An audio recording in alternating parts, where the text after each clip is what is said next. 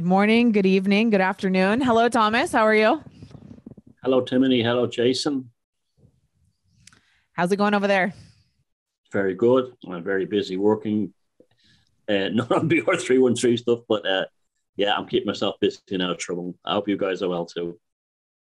Yeah, we are well. I am extremely exhausted today. We blew up Facebook today with some photos from the photo shoot yesterday. Had a blast. It was hot as fuck, and we drove out into the middle of nowhere with no cell phone service and no water. That was one major oversight that we had is we had everything packed and ready, and wardrobe over here had it going on as far as clothes and the makeup, and we did everything, and then we left the house and got out into the middle of nowhere and realized we did not bring water. So I'm still been drinking lots of electrolytes today to try and recover from that. By the time we came back to town, I was absolutely wrecked. But shout out to our friend Jan, amazing photographer. Thank you so much. Brilliant artist. I love the photographs. Look fantastic, especially the black and white ones. There's just something about the desert that lends itself to black and white. I don't know what it is, but it was just that they were. I mean, they're all great pictures, but I love the black and white ones. Yeah, there was an alchemy that happened out there in the desert, and it was bleak and it was hot and there was nothing else around, and we just found these abandoned structures. We just drove. We sort of had a direction that we were going in toward this town called Govan, which we actually never even made it to because we found the most perfect photo opportunities on the way there. So what do they say? It's not the destination, it's the journey. And so, yeah, we found some amazing places to shoot. And the first one that we came up on, it looked cool from the side of the road. So we just pulled over and we got out of the car and we started checking it out. And somebody had a wedding there. And so there was still lights, what Edison light strings, I think is what they're called. And they had all the tool and it was perfect. Like it was totally set up for us. And so we found that spot. Yeah, it was great. It was great. There was a total alchemy that happened yesterday. I've never heard of them before. What do they look like? It's an Edison LED, so it's not a standard LED, but we've got one plugged in. I could unscrew it and send you a picture afterwards. But they're a cool looking standard light bulb with a rather than the typical filament, it's a diode, a light emitting diode, but not the kind that you'd get, from Radio Shack or something if Radio Shack was still around. But I'll send you pictures afterwards, Thomas. They're pretty cool lights. They over here in the US. Are they strings of lights screwed in? Yeah, screwed in standard. They're not like the series ones that if you take one light out of the series, the whole circuit goes. Yeah. But they're pretty. We call them festival lights. Festival lights, yeah, but they're very beautiful and they're a really cool aesthetic for lighting. But speaking of lighting, yeah, Jan, big shout out to Jan. He's a really amazing photographer and has a great sense. From Amsterdam. So he's from Amsterdam. Yep, from Amsterdam, one word. But no, he's got a podcast as well, Papa Bear and Associates, I think is what it's called. They're here on YouTube as well. So Papa Bear and Associates, I think they talk about music and some other cool things. They do music videos. So any of our followers and people watching want to go check out Jan and his two friends. They do a pretty cool podcast together with some really great editing and really, really cool stuff. So and again, thank you to everyone who's tuning in live here on Facebook today for episode 55. And we're still tired and a little dehydrated, but and everybody who's watching the playback on YouTube later on. So thank you to all of you, and especially our Patreon supporters, both for the patreon.com/beyondroom313 and patreon.com/thomassheridanarts. Is that correct? Thomas Sheridan. Thomas Sheridan, Roger. So I'm going to hand the mic over to Timothy. I got to run upstairs and get something real quick, and we're going to get started. Fantastic. Okay. So let me pull this up here. My phone has been acting very weird lately, super slow. So give me one sec and away we go. Scientists achieve real-time communication with lucid dreamers in a breakthrough. International scientists have unlocked new and exciting avenues to explore the world of dreams. Humanity has been able to reach distant vistas, such as the moon, the deep oceans, and the wild expanses of Earth's poles.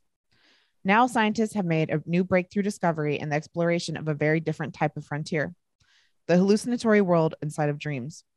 An international team of researchers was able to achieve real-time dialogues with people in the midst of lucid dreams, a phenomenon that is called interactive dreaming, according to a study published on Thursday in Current Biology.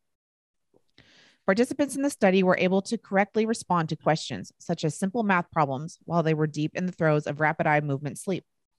The research reveals a relatively unexplored communication channel that could enable a new strategy for the empirical exploration of dreams. There are studies of lucid dreamers communicating out of dreams and also remembering to do tasks, says Karen Konockley, a PhD student at Northwestern University and first author of the paper in a call, but there is a fairly limited amount of research on the stimuli going into lucid dreams. One thing that surprised us is that you could just say a sentence to somebody and they could understand it just as actually as it is, she said. Konockley and her colleagues recruited 36 people to fall asleep in laboratories located in the United States, France, Germany, and the Netherlands, with the aim of entering a lucid state in which the person was aware that they were in a dream. The study included several experienced lucid dreamers, including one individual with narcolepsy, as well as people who were less familiar with this type of dreaming. The researchers verified that participants had entered REM sleep by placing electrodes next to their eyes, on their scalps, and on their chins. By measuring activities such as brainwaves and eyeball movements, sleep experts can determine if a person has entered the deep sleep state. Some of the participants were then asked to confirm that they were in a dream with a prearranged ocular response in which they move their eyes in a specific left to right pattern. These eye signals, along with facial contortions, were used as a means of communication during the sleep sessions. For instance, the researchers asked a 19-year-old American participant to subtract 6 from 8 while he was in a lucid dream, and he correctly signaled the answer 2, with 2 eye movements from left to right. When asked again, he repeated the correct answer. Roughly 18% of the trials resulted in the level of clear and accurate communication from the dreamer. 17% produced indecipherable answers, 3% ended with incorrect responses, and 60% did not provoke any response at all. It's amazing to sit in the lab and ask a bunch of questions, and then somebody might actually answer one. It's such an immediately rewarding type of experiment to do. You don't have to wait to analyze your data or anything like that. You can see it right there while they're still sleeping. And what's more, many participants were able to recall the interactions with the researchers after they woke up, with individuals reporting that the prompt sounded like a voiceover narrator or a radio speaker that was clearly coming from outside of their own dream. Well, this is a particular field of research that I'm very interested in. As you all know, I talk a lot about the Bob Monroe stuff sometimes over at the Monroe Institute, where they do experimentation with remote viewing and out-of-body experiences. So I think something about the state of sleep is still not fully understood by the current scientific paradigm, especially because consciousness, beingness, and awareness is absolutely not understood by the current scientific paradigm, as we were talking about in the last show. But when your body is asleep and you are exterior from your body, so, you know, when you're not just in the body dreaming, I think it is entirely possible for you as the being to exteriorize out of the body and go do things. That's, Thomas, you've talked about some of these things before, where it's like there's almost shared realities that people go meet up in, or shared created realities that people are able to put together. It reminds me a lot of the dream and the sleep experiment that you did, Thomas. What was that, 2017 or 18? Because I must have been it must probably earlier, 16 maybe. Yeah, 2016. Yeah, I remember that very specifically. I didn't participate in it at the time. I just didn't. I don't know why I didn't, but I remember following that experiment very closely, and I was fascinated by it. And the whole thing with dreaming is so near and dear to me. I don't know that I have any particular gifts, but I guess, well, let me rephrase that. I have one particular gift, and that is about dreaming. I've always been able to dream and see things and do things. And it's not even like a prediction type of scenario when I'm dreaming, but just to interact with people that are not from here. And maybe they're not even people. I don't know, but I've been able to learn a lot of things through my dreams, very high level metaphysical stuff that would never happen to me in a normal waking day. So dreaming for me is, I guess it's my one spiritual gift that I have, that I'm very aware of, and I appreciate it very much. And it's enriched my life. And so dreaming is where it's at. Exactly, because I think, Thomas, you will agree that that dreaming isn't necessarily just a projection. It's not just something that's being created. It's an actual different reality, or different realities that you can tap into. Yeah, I've never had a lucid dream. I feel quite left out, but I've never had sleep paralysis either. So I'm lucky in that way. I've had like tremendously intense and incredible dreaming, but I've never had the lucid dreaming thing. I'm really fascinated by why they're doing this. I don't trust it. It's like they're, you know, they're using it to put suggestion to people's heads while they're asleep or something. It is remarkable that people could actually solve calculations while they were in their sleep. And I suppose there's probably applications there for the military or something like that. But I have to say, I do believe that dreaming is another reality we go into. It's like another dimension, just to use that simple word. And we're out of space time when we're in that dimension. So we can see backwards and forward in time. And it's like the subconscious mind is there with us. It's like it's where we go. It's like a realm where we and our subconscious both visit together. And our subconscious, it gives us messages and talks to us very much in symbols and metaphor, and sometimes direct. And I also think when you meet someone in another dream, I think you're actually meeting their subconscious in another dream, not their actual conscious mind. And that's just my theory. And that would explain why very rarely do people said, I had a dream about you last night and it was exactly the same. Twins do, actually. The twins do have that. That's been known. But it's very rare. I think the subconscious minds are the ones that communicate in a group mind within the dream world. That's just my theory. Yeah, I'll take that one step further and say that perhaps when we're dreaming, or when we're traveling outside the body while our body is asleep, because I think that's what's going on. I don't think dreaming is the proper term, actually. I think it's a separate phenomena that occurs while the body's asleep and we're outside of it. So when we go do this travel, or we go elsewhere and we meet up with other people, other beings, whether they are here in the same time space as we are or not, we're not taking with us the considerations of our human nervous system and physiology and body mind, the different influences that the body would have on us, where while we are conscious in the body, awake in our everyday living scenarios, there are a tremendous amount of influences that our body, mind, our unconscious, whatever you want to call it, can give to us. But while we're outside of that, those things aren't there. So it's almost like, I would say that there might be a more complex, truer sense of a person when you meet up with them outside of outside of the body. They don't have the holdbacks and considerations that bodily stuff, bodily considerations, unconscious, subconscious stuff that would normally be there in a normal everyday waking experience. You're just not going to run into those things because you're not tethered to the body at that point. You're moving outside of the composite mind body beingness that you are during your waking hours. So I would agree with you, Thomas, that it's not quite the same version of a person that you would meet while you meet them in the flesh. You're meeting not necessarily an augmented, but like I could almost say that where we are here in body is more of an augmented version of us, because it's seen through the lenses of our unconscious, if you want to call it that, or of our body, mind, or whatever. A lot of people, to more extent or less extent, look at life. The frustration is on this end because of the limitations of our nervous system. Limitations of the nervous system. Yeah. Another thing that I never quite understood about reading about dreams in mainstream documents is they always say the same thing, that dreams kick in when you enter into REM sleep. So it's usually you've been asleep for a while, you go into REM, and then you start dreaming. That's not the case with me. I'm as soon as I go asleep, I'm instantly dreaming, and I could be on a train or a plane or just at home.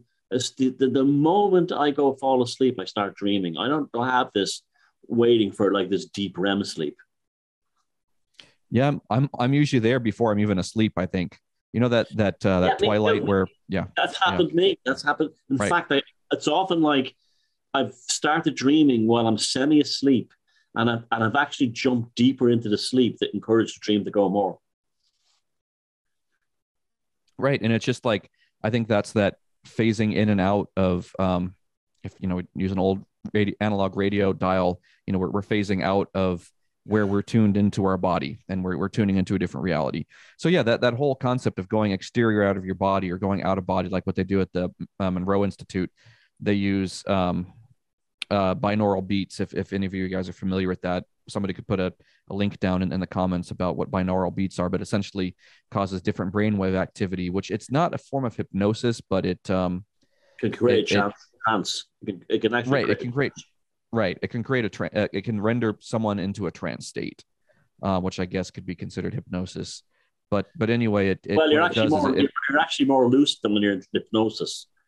I've been brought into trances by music, but I was fully aware that I could switch the music off. Where you're in a hypnotic state, you're waiting for prompts or instructions. Right. If you're right. Yeah. And although, like you were talking about, so back to the story, what you were talking about a few minutes ago, Thomas, this thing that seems a little nefarious is what they can be doing to do like post-hypnotic suggestion stuff to these people, where I don't think the way they described it, that they are actually interacting with the being in the body. They're interacting with the body. Like when they said, what's, 8 minus 6, and the person's eyes move twice. They're working with the body's mind at that point, ask. You can't separate the two. Like when you're integrated, like, and it's not, you can't say that just because their eyes did a certain thing that they're not actually communicating with who's in there. You know what I'm saying? Like it's, I think when you're dreaming and you're asleep, you're probably the most integrated you can be. And that's, that's a spectrum for all people. And some people are more integrated in their waking everyday life than the regular person who's the most integrated when they're sleeping. But I think that when you're awake and then when you're dreaming, the most integrated state that you can have is when you're dreaming. So I get what you're saying about the body thing, but I don't think that we should separate the two. Yeah. So anyway,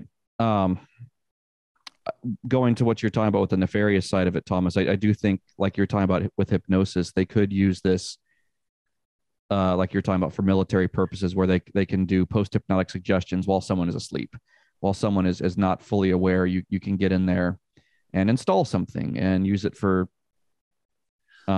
against the person's free will.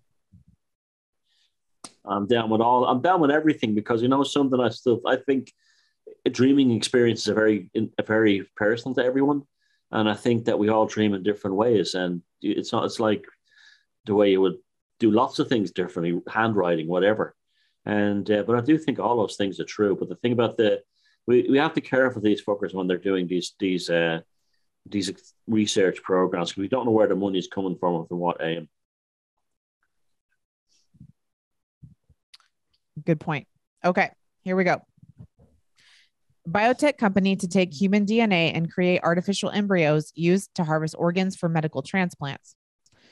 Do you remember the American dystopian science fiction action thriller film, The Island, in which the hero, Lincoln, learns the compound inhabitants are clones used for organ harvesting as well as surrogates for wealthy people in the outside world, and attempts to change this perfect world to expose the illegal cloning movement? Well, it's about to go to reality. A biotech company wants to take human DNA and create artificial embryos that could be used to harvest organs for medical transplants. The biotechnology company based in Israel wants to replicate a recent experiment that successfully created an artificial mouse embryo from the stem cells, only this time with human cells. Scientists at Weitzman Molecular Genetics Department grew synthetic mouse embryos in a jar without the use of sperm, eggs, or a womb, according to a paper published in the journal Cell on August the 1st. It was the first time the process has been successfully completed. The replica embryos could not develop into fully formed mice and were therefore not real, said Jacob Hanna, who led the experiment. However, scientists observed the synthetic embryos having a beating heart, blood circulation, the start of a brain, a neural tube, and an intestinal tract. Hannah told MIT Technology Review after the success of the mouse experiment, he is working to replicate the results with human cells, including his own. The embryo is the best organ making machine and the best 3D bioprinter. We tried to emulate what it does. Other experts say it will take significantly more research before synthetic human embryos are within reach.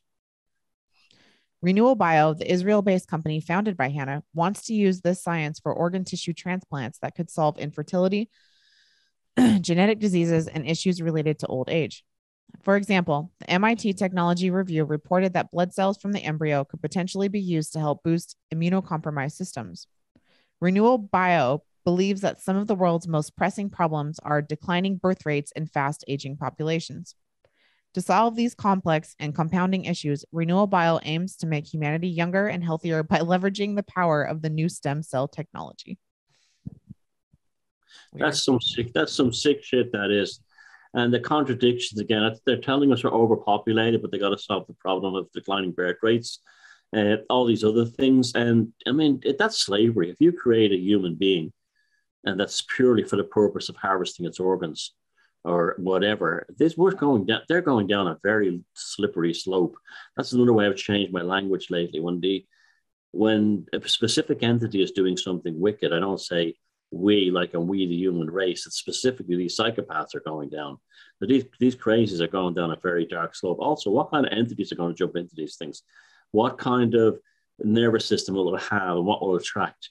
And what if they're going to be tempted to bring one of those embryos to full birth and adulthood? What will it be? What kind of soul will it have? Will it have a soul? Will it have something else? These people are very weird, and they're very sinister. And I mean, I don't really know. I'm kind of left speechless by what I just heard. It's disgusting. Yeah, I agree with you, Thomas, that like what's going to come into these, because they're not quite human at that point. If it's a clone, they're not part. Really quickly, I have to run upstairs. My kid is calling me. I'll be right back. So go ahead. So they're not quite human. So we've talked before about there being human vessels out there that aren't being steered by anything other than the nervous system. You know, there's various names that people will give. You know, I don't like it, but people will call them NPCs and stuff. So like a non-playing character, like in a video game where you've got a character that's not being controlled by an actual person on a controller, the NPC is running off of script, whether it's, you know, written in C# computer video game language, or if it's just running off of some kind of scripting. So it'd be the same kind of thing where there might be human bodies out there that don't have a driver, so to speak, and they're just running off of. To make a point, they're still entitled to human rights. I see a lot of people talking about these kinds of things now, and they all see them as if these people are disposable or just they're not human. No, they're human. They may be a different kind of human, but they're still. We're going down a slippery slope by dehumanizing them. They may be a pain in the ass, but they're here, and their human rights must still be protected. I agree. I don't like it when people go down that path of dehumanizing it. It just goes into an icky area. You're like, yeah, it can be annoying, but there are a lot of annoying things in life, and it's just, you know, we persist and we observe them. They're you know, it's not really doesn't really mean anything one way or another to us, but it's something we can observe.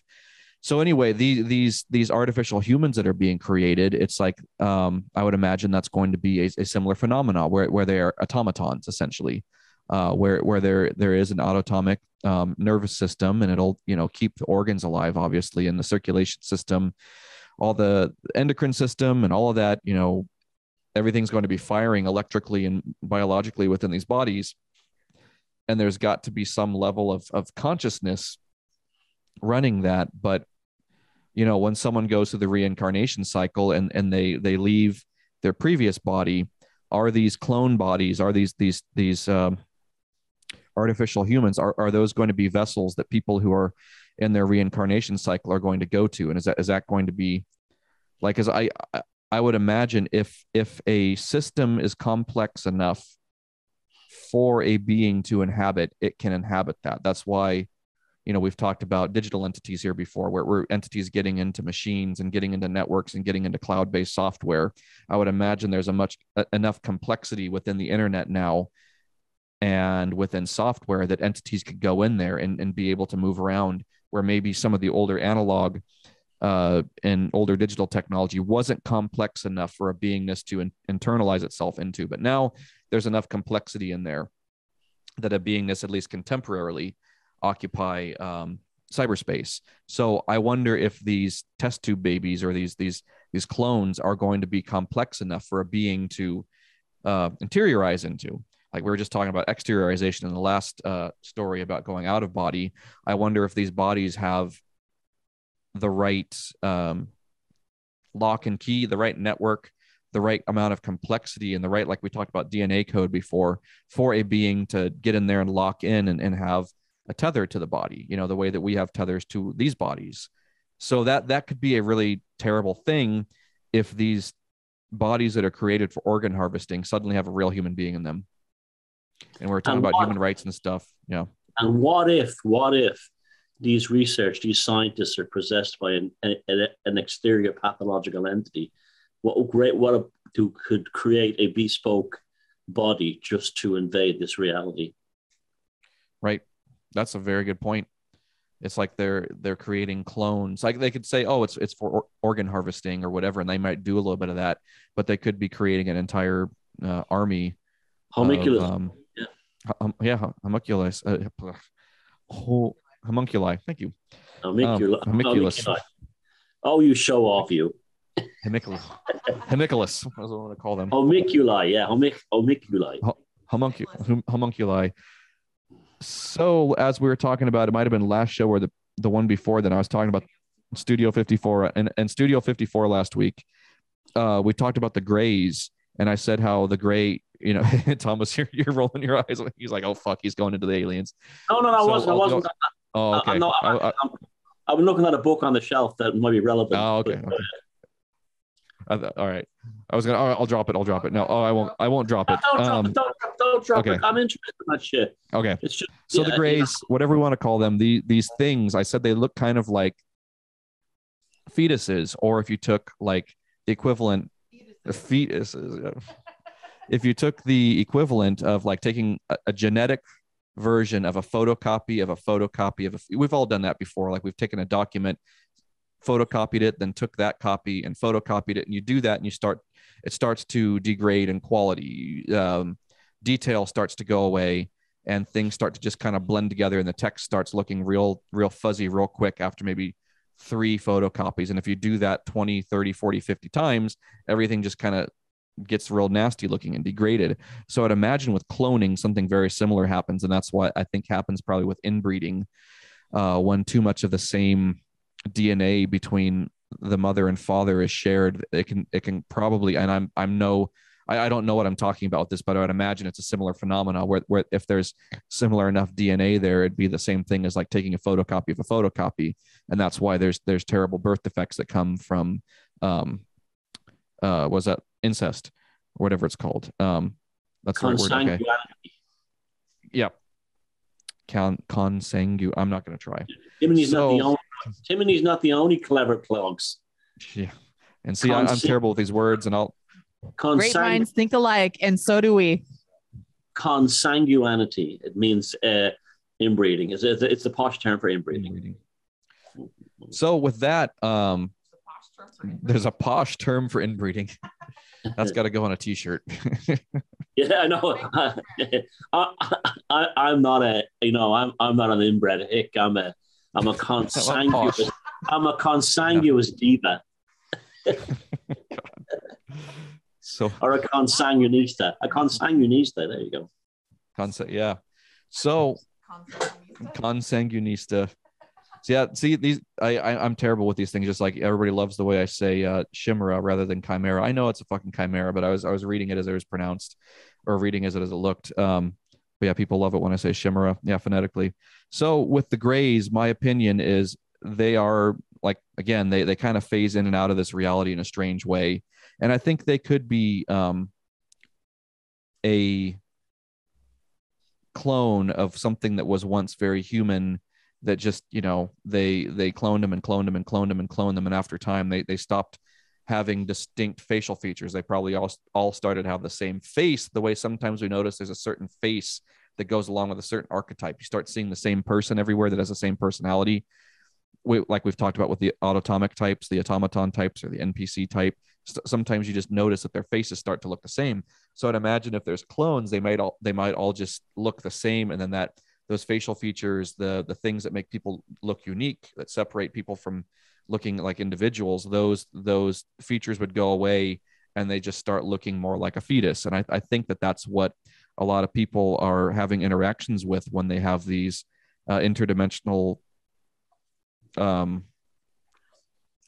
experiences and connection with these scary looking beings. I think that Thomas has got the blade. Yeah. Yeah. You make sure you bring a shank with you. I say shimmer as well. So it's shimmer, and that's the end of it. Okay. That's right. Yeah. I'll go get the AR-15 and do the same thing. I'll hold it up. But but yeah, so I think these terrible, scary entities that people see, I used to see them when I was a lot younger, somewhere between like kind of 7 to 14 years old. I used to have experiences where I would see them kind of in between, you know, when you're going into a dark room and your mind kind of projects things. Like I would always see kind of shadowy gray alien type things when I'd go into a dark room. And I know that then I was aware enough to know that there was a projection within my mind. Like I knew that I couldn't like put my hand out there and touch them, but they were projections there. So again, going back to where we were with the story, yeah, this could be a new way of them creating something that's a little more effective in this reality, so that they can have vessels to walk into. We've been talking about this for the last couple of years since the Rona stuff began, that it's almost like there's an invasion of the body snatchers thing going on, where there are a group of entities coming from elsewhere invading this space, but not in, you know, flying saucers and, you know, Independence Day style or Battle of Los Angeles style. They're going to come in through things that look just like any old regular human. So perhaps that's what's going on. Between the first story where they're talking about out-of-body experiences, and now we're talking about interiorizing people into bodies, it's like, yeah, there's a definite theme kind of emerging with this episode here. But it is something to be concerned about. I don't like this idea of making something that's alive and using it for the sake of harvesting organs. I know they're doing this already with meat, like they're making synthetic beef cattle and synthetic chickens for the purpose of slaughter for meat. So I know that that's been going on for a little while, but that doesn't mean that it's ethical just because it's been going on and they're using it in other industries. I don't like that excuse that a lot of people use, that, oh, well, we do this for chickens, and, oh, we've been crossbreeding stuff for a long time. Well, yeah, but when you're doing it with grafting or when you're doing it through traditional things through kind of natural law, natural order, that's different than going in and using CRISPR, for instance, or, you know, the other things that they're using to do this biotech stuff with. Biotech is very different than old school farming where they, you know, they would crossbreed, you know, certain types of lemons or watermelons to have less seeds or something, for instance. That's very different. That's using kind of more of a selective breeding process, which is different.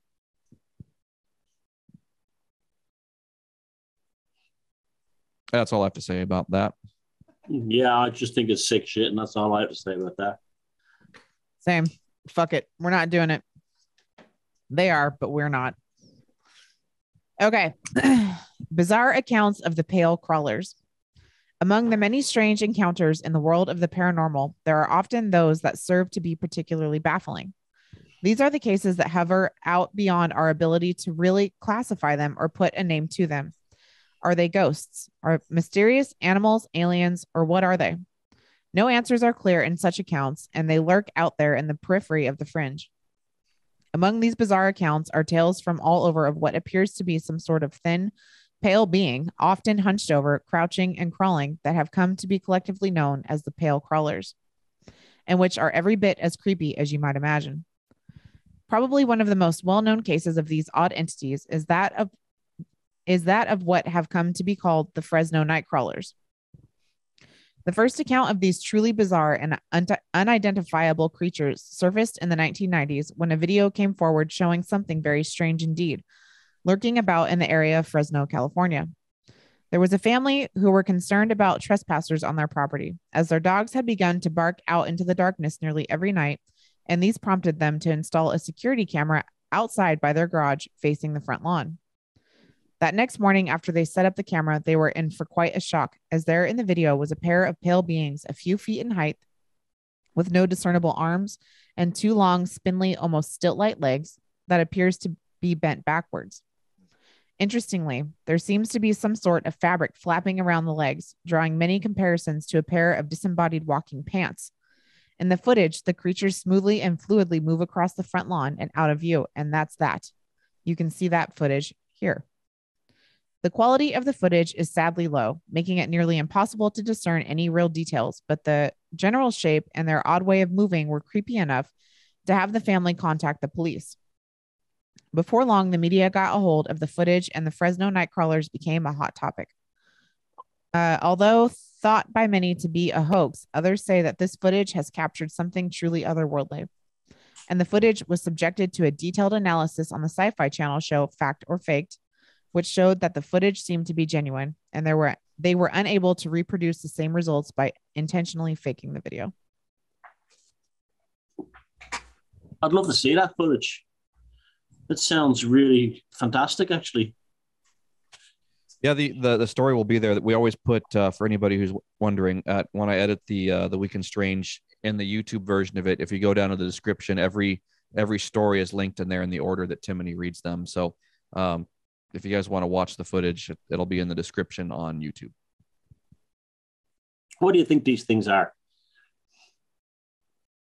Well, it's just interesting what we were just talking about with the last thing of something phasing in and out of this reality. It sounds very similar again to some kind of partially human, partially something else, possibly something in between dimensions again that doesn't quite fully manifest here. And I want to, if you're watching this episode, a friend of mine from the Marine Corps, I think he's from Fresno and he's into this kind of stuff too. So Chuck, if you're watching or if you watch this playback, let us know if you've seen anything like this in Fresno or heard of these legends. Chuck's a really cool guy. He's also another composer and really, really awesome musician and composer too. But anyway, where in California is Fresno, north or south? Central, in the Central Valley. Yep, kind of in the ass crack of California. It's it's a shithole. Yeah, it's but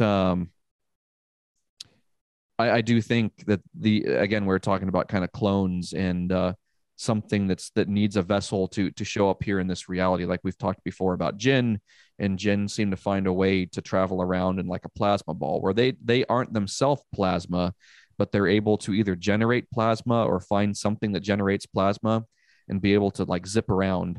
Like Thomas, you've talked about, I think you know someone who's seen them down by railroad tracks, right? By what?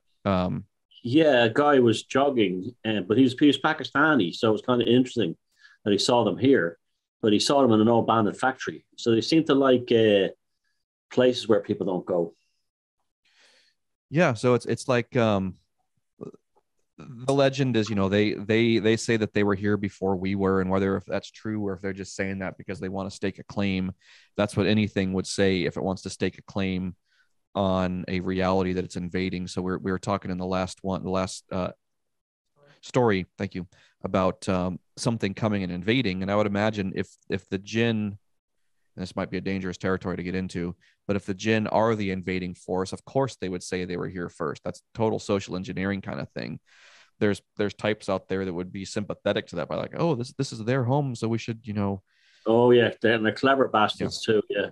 Yeah.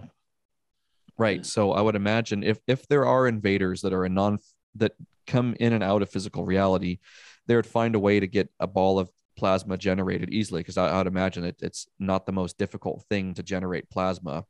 And like when we had Jeff Woolwine on, and he talked about, the stuff up in the sky down there in Arizona and everything. I would imagine there are places on Earth that naturally can generate through some way, a ball of plasma. And then by the railroad tracks and everything, if there's an electrical connection there, a ball of plasma can be generated. So anyway, a beingness needs some sort of vessel to travel around in, whether it's a physical one or something like plasma.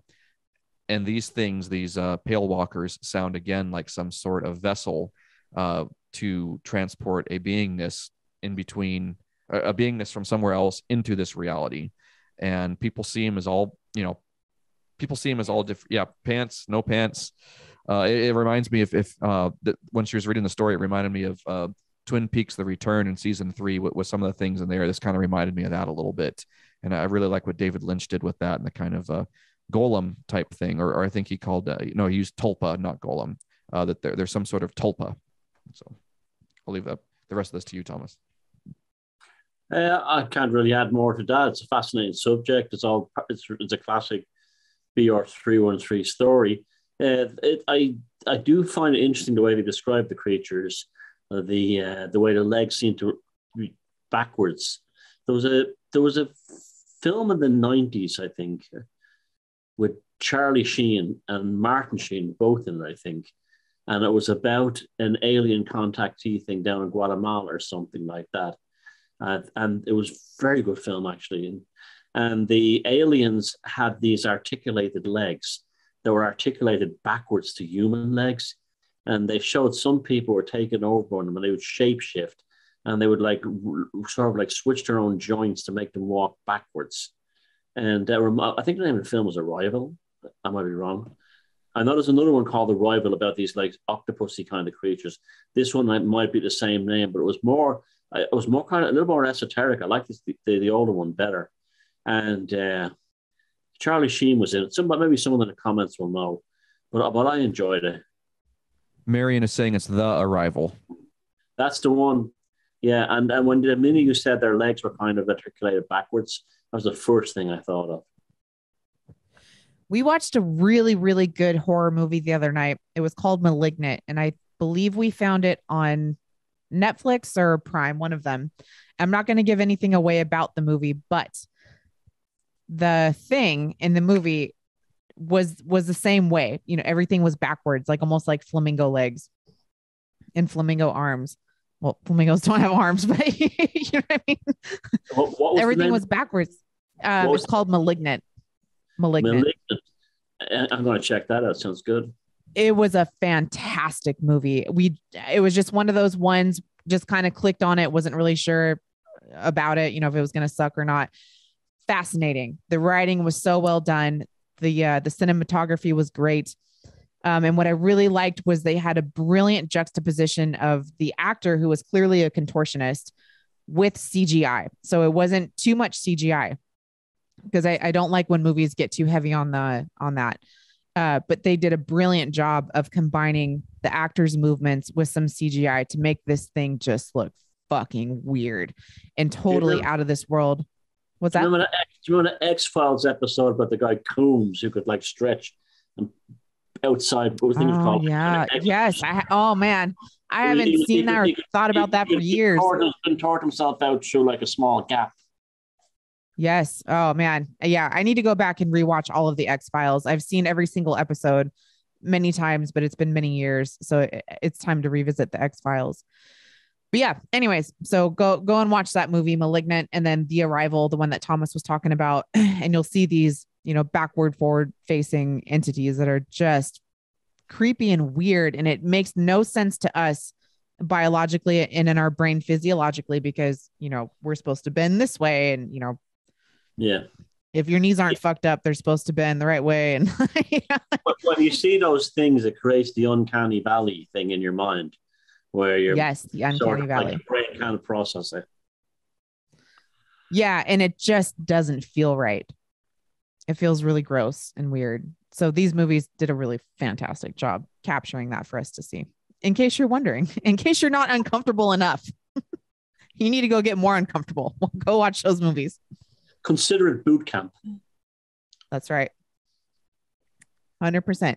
All right, Thomas. Well, it is my favorite time of the show. It is the psychic weather. Is it bad? Is it great? Are you happy? Are you irate? The week in psychic weather.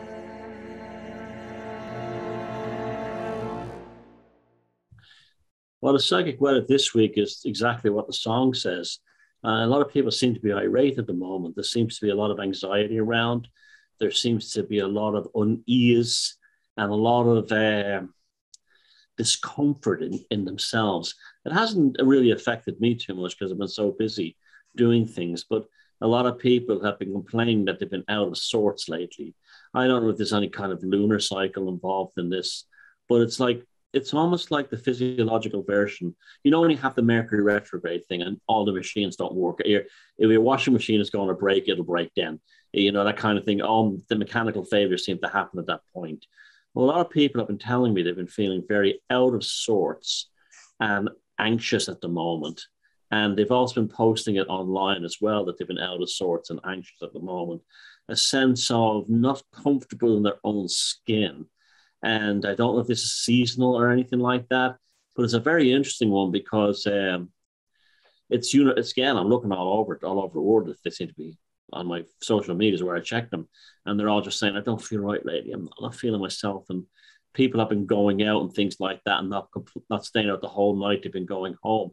And I came home on a Saturday night along the N17 road, which runs right up the west coast of Ireland.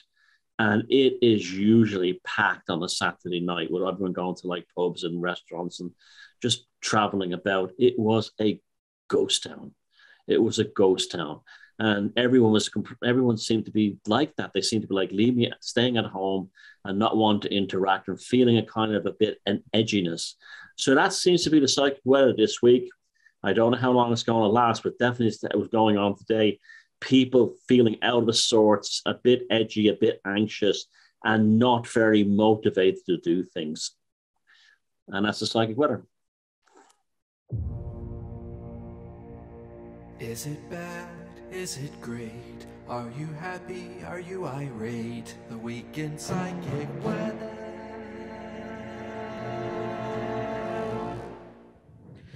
That's super interesting that you say that, because I've definitely felt that. And my remedy for that was to go out and do something super creative in the face of all of that stuff anyways, because I know what I'm like. And when I get into those spaces, I can be the hermit in a way that's like not actually very positive. I can get real shut down and real closed off and real introverted in an unhealthy way. So I had absolutely been feeling that same type of vibe where I didn't want to go anywhere. I didn't want to talk to anybody. But I went out and we drove out in the middle of the fucking desert and took a bunch of pictures and that seemed to snap me back out of it. So I'm utterly exhausted, but I feel much better now. Like I can ride through that awkward wave of what you're talking about, Thomas, of just feeling anxious and nervous and not really sure why. But go out and, do something for yourself that puts you back into your body and puts you back into the space and back on earth. So that way you don't feel so displaced by those energies, because it can be very unsettling. That's a good point about keeping creative, because that's probably why I'm not feeling it. I've been real busy doing stuff, and it's been stuff that requires me to think and, think about it and plan it and draw it out and, very involved, very sort of like that way. So that's, my mind was off in that world. So yeah, that's very good advice, Timothy. Do something that requires a fair degree of creative focus. Yeah, and I've noticed this too. Out in public, I like when I've gone to the grocery store like a few nights ago, it was just a ghost town, and it's been a ghost town in a lot of places too. Like you're talking about, Thomas, when you go out, it's just there just aren't as many people out. I do Uber Eats for my Matrix job, and people have not been ordering food.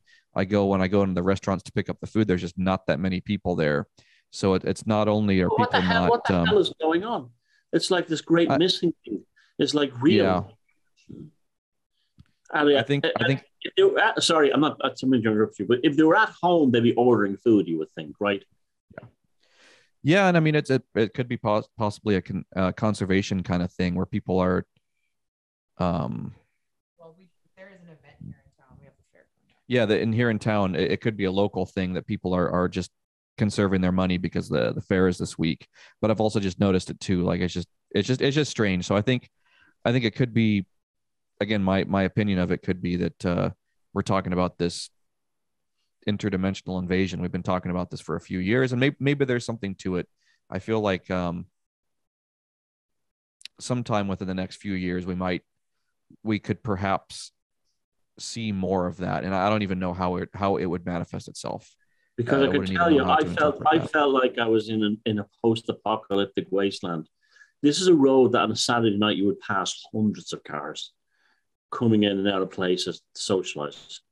And there I saw like the odd one every like 5 or 6 miles. I've never seen anything like it. And I noticed an awful lot of lights are off in the houses, as if people are going to bed at like 9 o'clock or something. Yeah. Yeah. Are they even there, you know? Yeah. Yeah. Keep an eye on it. And anybody else, I'm sure the comments will blow up with this one.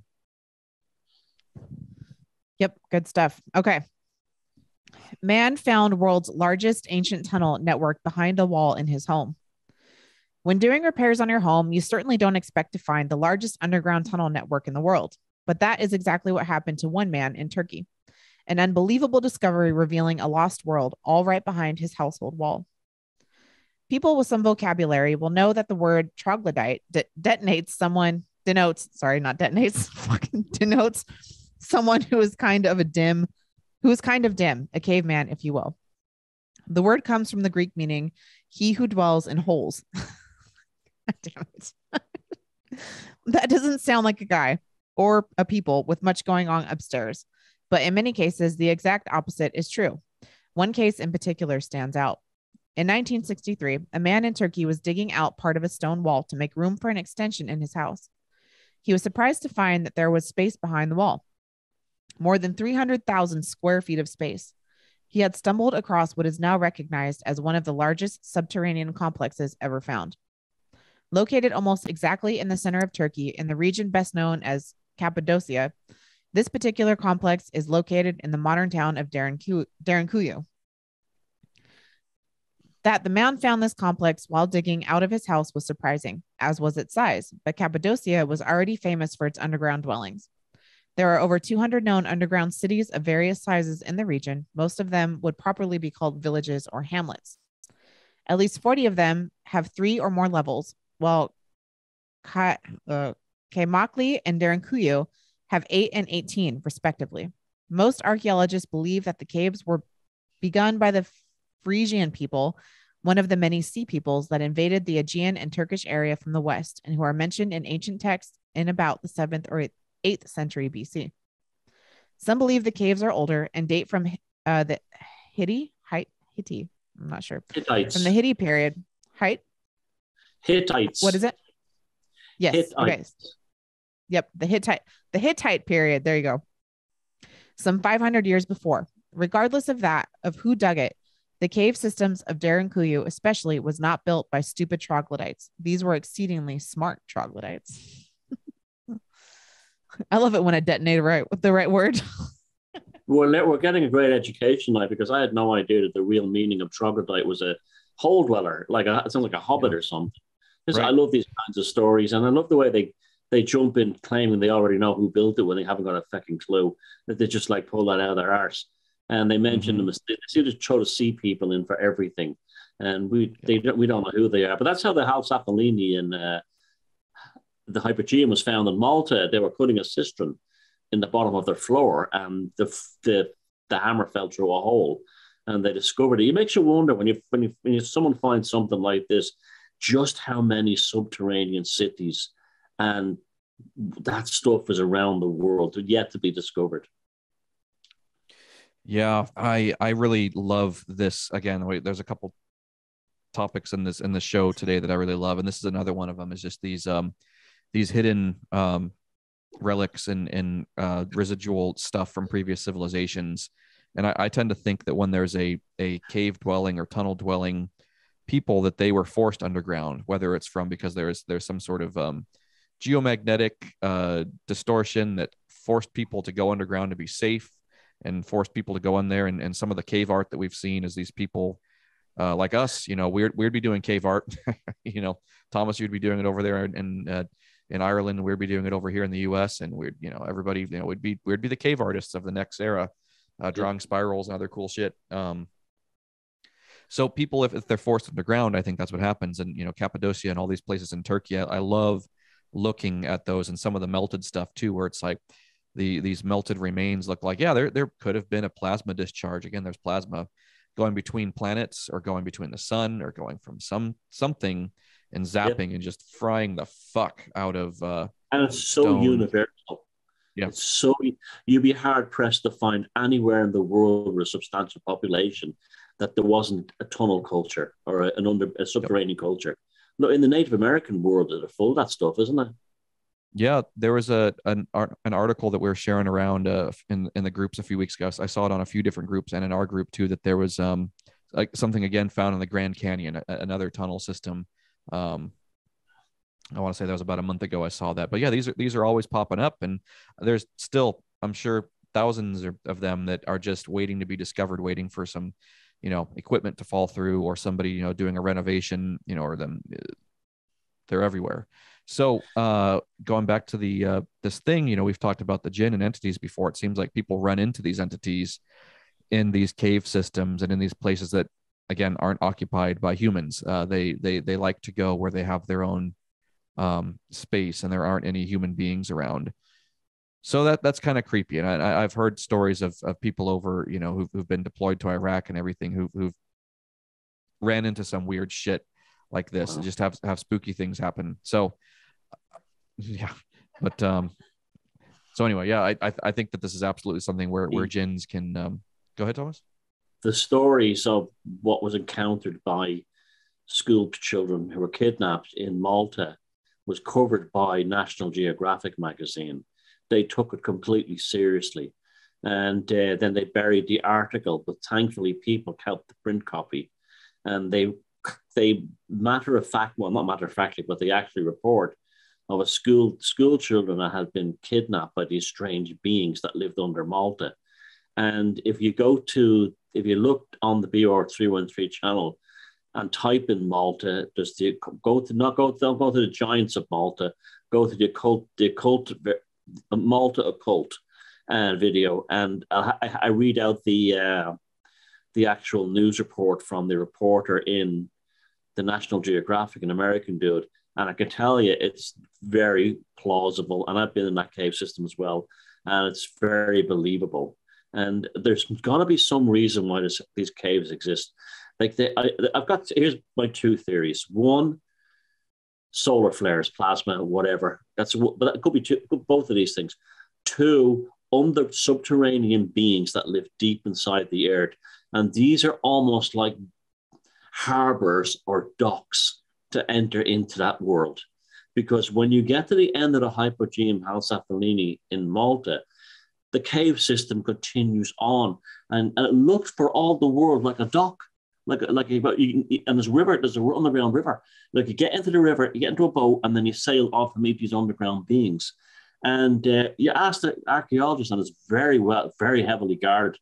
They only allow like 12 people in at a time, and you're watched constantly. And you ask the guards what's down the caves? There's more down there, isn't there? Oh no, that's closed off to visitors.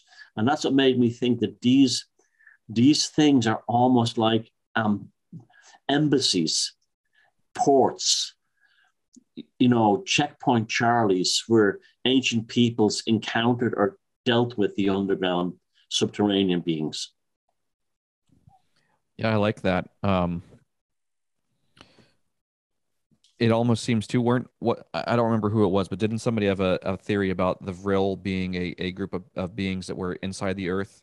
Is that correct? Yeah, well, that was a novel. It's actually the world's first sci-fi novel, I believe, written in 1870. Lytton, I think, was the guy whose name who wrote it, and he's an English writer. And the story is that there's this subterranean race called the Vrilia, who live under the earth, who have a magical power called Vril.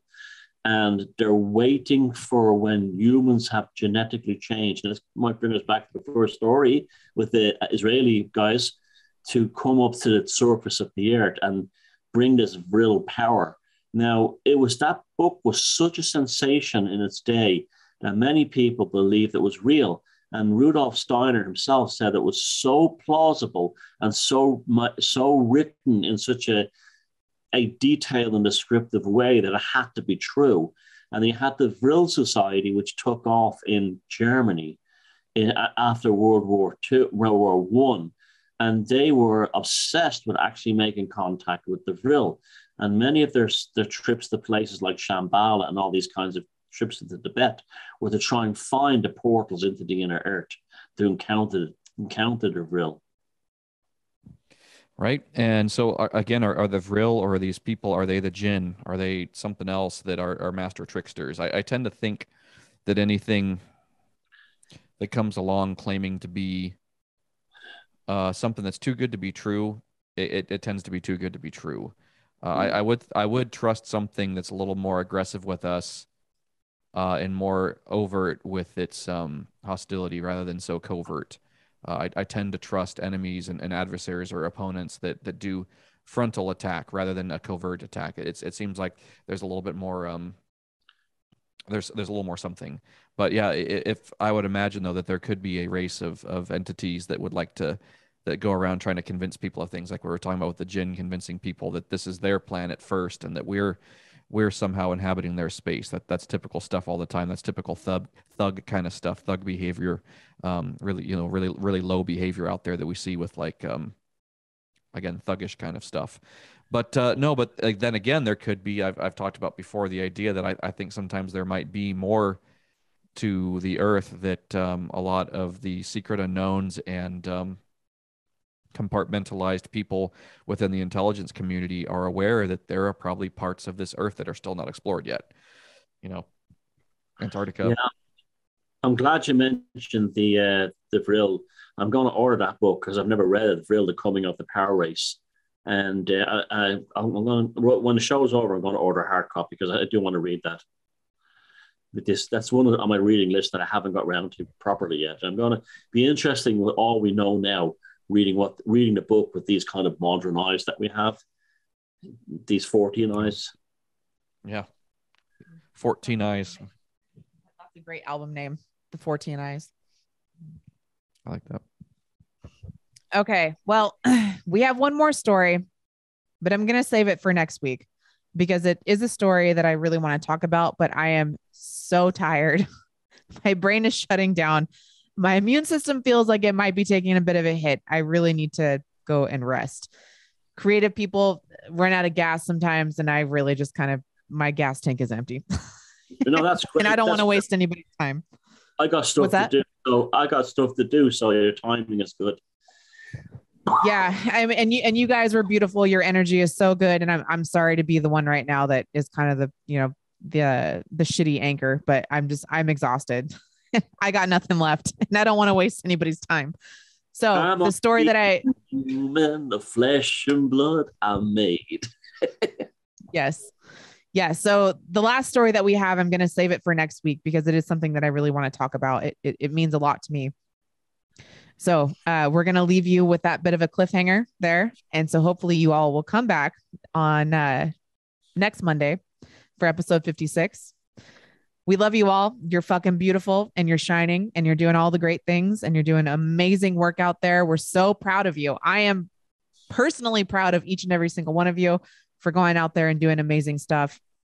And thank you for all the support, personally and for Beyond Room 313. And I think I can probably speak for both my boys here that they appreciate it too. And you guys mean so much to us. And we wouldn't be here without you. Well, I guess we would, but it's funner with you here. Can I just Absolutely. say before we go that I want to thank all the people who came to the Sorcerer's Creative event in Tuam on Saturday night. It was absolutely fantastic. I think 120 people showed up, and we had a series of round topics and discussions, and I met some amazing people who I'll be bringing for BR313 guests soon. Shifra was there, who we already had her, and a few other people, and it was just like an ocean of love. That's what the event was like. So I want to thank everybody there for coming along and being so kind and being supportive of me, but everyone else. It was just a beautiful evening. So thank you, anyone who showed up in Tuam on Saturday night. That's awesome. And thank you to everyone who's going to be coming out to meet us in Preston at the Mysterious Earth Conference. I look forward to meeting you all. And yeah. Yes, we will be there. We're going to be all up in it. We are going to be inside of you, England. So get ready. That is a wrap on episode 55. Thank you guys so much, as always, for showing up to Beyond Room 313. We love the fuck out of you guys. Keep it strange. Bye.